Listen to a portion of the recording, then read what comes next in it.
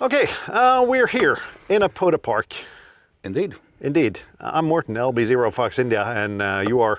I'm Bob, Lima Bravo 5, Juliet, Juliet. Yes, and we woke up yesterday to some kind of news. About 85% of the POTA parks in France are gone. Yep, apparently. Apparently. Yep. And that, of course, raises a couple of questions. Indeed. Indeed. I'm thinking let's go through the background here a little bit of what actually happens. There is a conflict here. We're not going to go into details on that and who did what and everything. We've seen some of the documents, but apparently there's a conflict that is regarding what is a park and what isn't a park in the POTA system. Yeah, as well, particularly in France in this case, but yeah. But the thing is, though, this isn't necessarily isolated to France, as I and several other peoples on the internet I've seen the last 24 hours fear. This is just the first victim. Yeah, that's what I'm thinking. And we're going to try to address this somewhat delicately, although well, you are, I'm not. Yeah, we do have some opinions on this, both of us. Because what apparently has happened, as far as I've understood, is that according to the POTA board, most of the parks in France does not qualify within the POTA rules to be a park. Yep. And there has been some communications back and forth. We're not going to go into that, but to be fair, and until the POTA international team says otherwise, there's been mostly communications back. Not so much forth, and that's the part of the issue that Larry raises. Yeah, and Larry Foxtrot 5 Papa Yankee India was the POTA mapping representative for France until yesterday. Yep. Where he quit. Yeah, very, very nicely, succinctly put. And I think most people would have done that, not addressing what the conflict started with, but in somewhat of a conflict like this, when 85% of the areas you manage disappear, there's not really much more left to do. Basically, he spent 3 years of his life putting this together, putting all these parks in. There's no a simple bulk input in that system. So he's done all the work for 3 years to put all these parks in, and he's sent multiple communications trying to justify why these are parks, and he's heard nothing back. And he wakes up one morning and they're just gone. Yeah. So yeah, basically I understand quite well why he's quit. And this is kind of let's try and get to the root of why we're worried about this happening somewhere else. Would you classify POTA as an international program? I would 2 days ago. Yep. I'm not so sure anymore. No. If you look at the board. Yep. And people, please behave in the comment section. Do not go after the people. Go after the system if you're angry and you're provoked. All members of the POTA team are volunteers, and they're part of an organization with guidelines. So don't go after the people here. The people are volunteers, and they're doing their work within the guidelines. But if you look at the board, how many nations are represented? How many countries are represented in the POTA board, the board of directors? Let me see. One. One, yeah. And all board members are Americans. Yep. In a program that we, until 2 days ago, would classify as an international program. Yep. That's one of the issues. And POTA is a program that started in the US. It's kind of designed towards an American administrative structure with municipalities, counties, states, and federal, which doesn't necessarily translate over to any other countries, since POTA is supposed to be parks that are either state or federal. That doesn't necessarily translate over to every other country in the world. I would say not even to most countries in the world. Not even to most countries in the world, because administrative levels are wildly different in countries that seem similar. Yep. And I guess that's kind of where this starts from, though, because you need to try to fit a square peg into a round hole. As I said yesterday, the problem is you need to fit the round pegs into the square holes. Yeah, or in some issues you might need to fit an octagon-shaped peg into a round hole. Again, the problem here is that the hole is too square. I'm talking metaphorically here. The hole is too square. I understand you're talking metaphorically here. Yeah. And I'm actually surprised that this hasn't become an issue earlier. With a rule set that's pretty much designed towards the US administrative system. I think the reason that hasn't been a problem is that the country manager, mapping representatives, they've just been doing their bloody best to make the program work in their countries.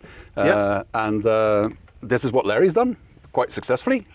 If you go on the air to activate for Parks on the Air, Larry's going to be there. He's going to be there, and a lot of French people are going to be there. A lot of French people are going to answer you when you call, and there's a lot of French people calling CQ, Parks on the Air. At least until yesterday morning. At least until yesterday morning, yes. Yep. So, yeah, that's a pretty nice job he's done of Absolutely. And the issue is, though, because these programs are dependent on trust of the people doing it. I mean, we were in France 2 weeks ago. Yeah, but I think it's 2 weeks ago yesterday, doing a six fair. Yep. I haven't checked, but I'm guessing that some of those parks aren't POTA parks still.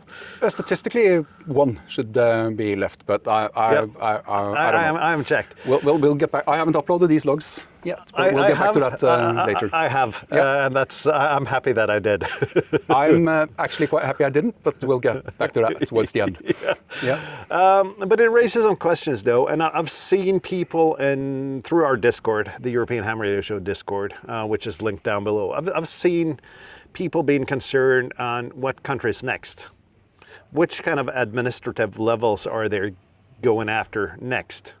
This might be a valid concern, or it might not. It might be just an issue with France, or it might be an issue for several other countries. And if the POTA program doesn't have trust from the operators and the hunters, there's not really much to it, at least as far as I can see. Nope.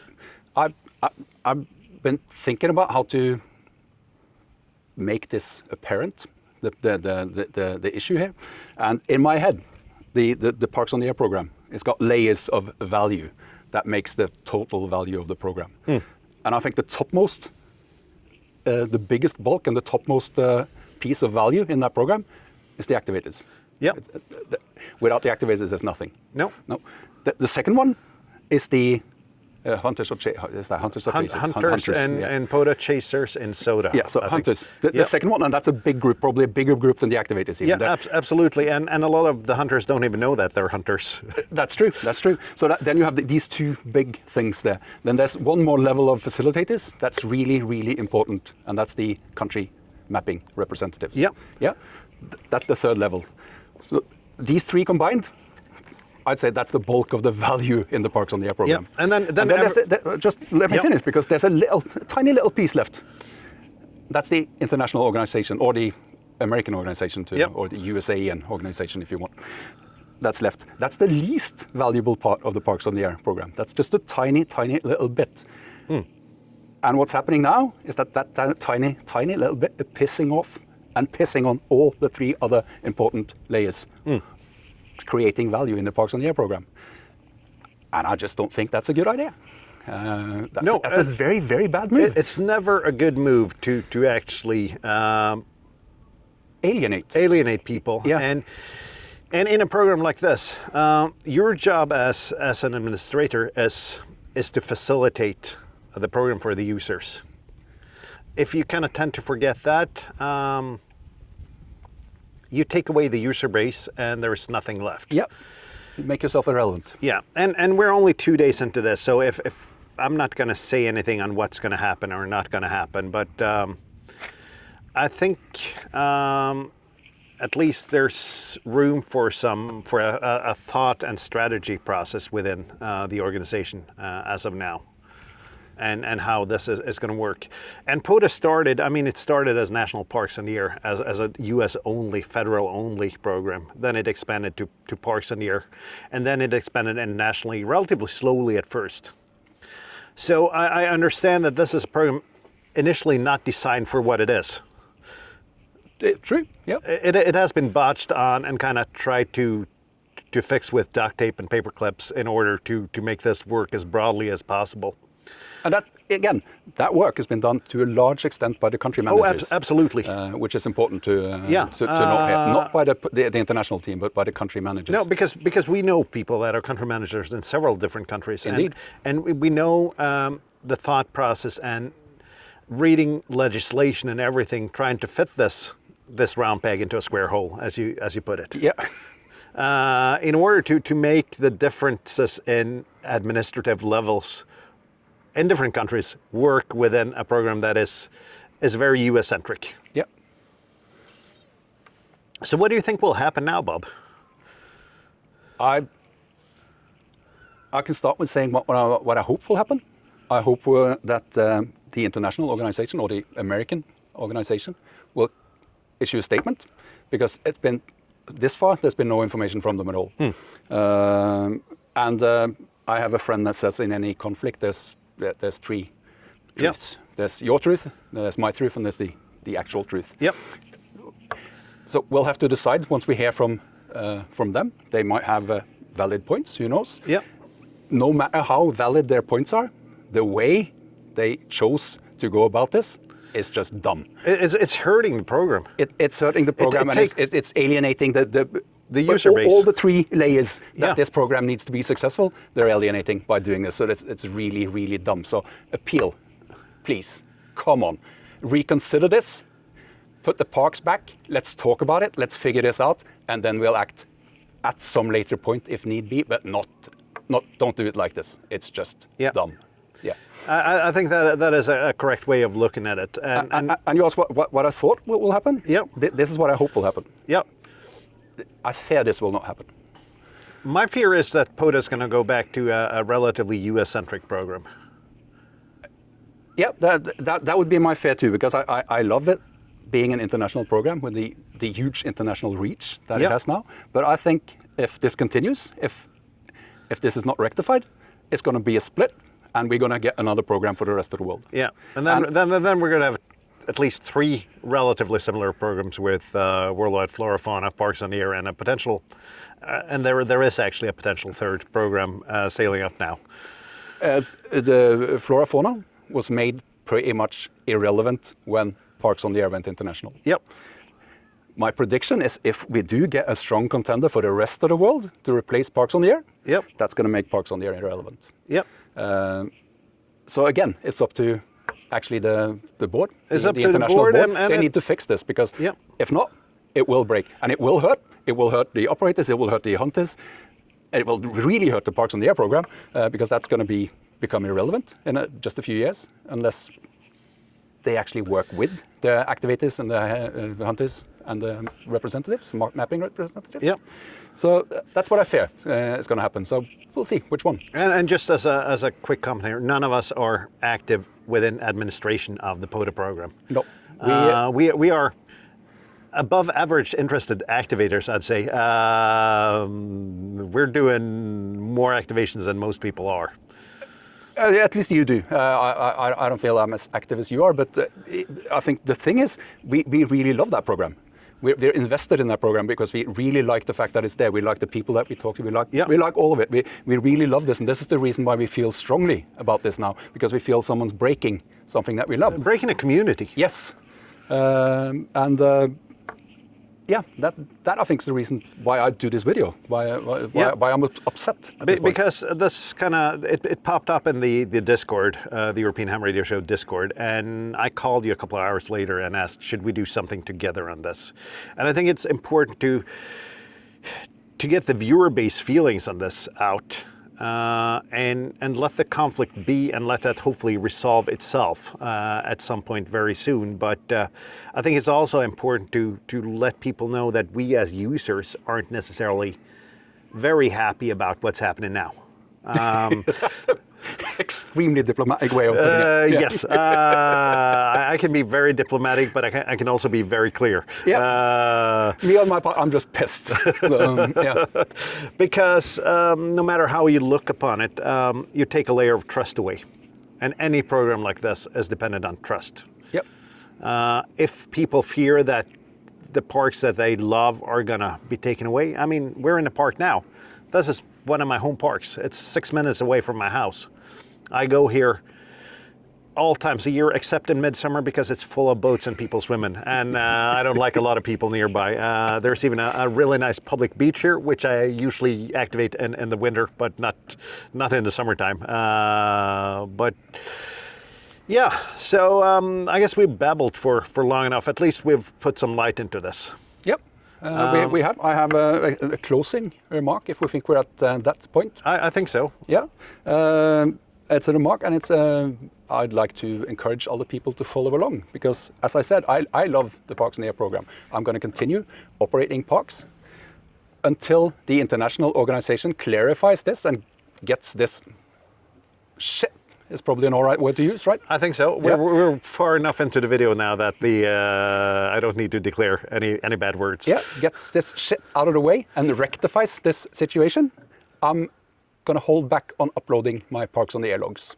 And I would encourage everyone that's as pissed as I am to do the same thing. Continue using the program, continue spotting, continue being outside in parks, on the air, doing all the things you love. Hold back on uploading the logs. And also, as Larry stated, when one door closes, another one often opens. So if you end up holding on to your logs and there is no resolution for this, there might be another door opening at one point. So that's my suggestion. This is a way to show the POTA International Organization that we're not gonna put up with this shit. So continue operating, continue having fun on the radio. Just hold back on uploading your logs. It doesn't hurt anyone. Yeah, I usually spend about 4 months before my logs get uploaded nonetheless, though. So I'm not necessarily too worried about that. But the issue here, and Bob's point is very good. Go out, have fun, enjoy the outdoors with your radio. But please, do express your feelings on this, but please also go after the organization and go after the system and not after the people. The people are volunteers, and don't attack the individuals doing this. Yeah. There might be reasons for this that we don't know. I'm guessing this will be clearer after the process goes on. So but yeah, go ahead, go out, have fun. We're going to set up a radio here, activate this park, and see what happens. So we'll see you down the bands. We'll see you in our next video. 7-3 all. 7-3.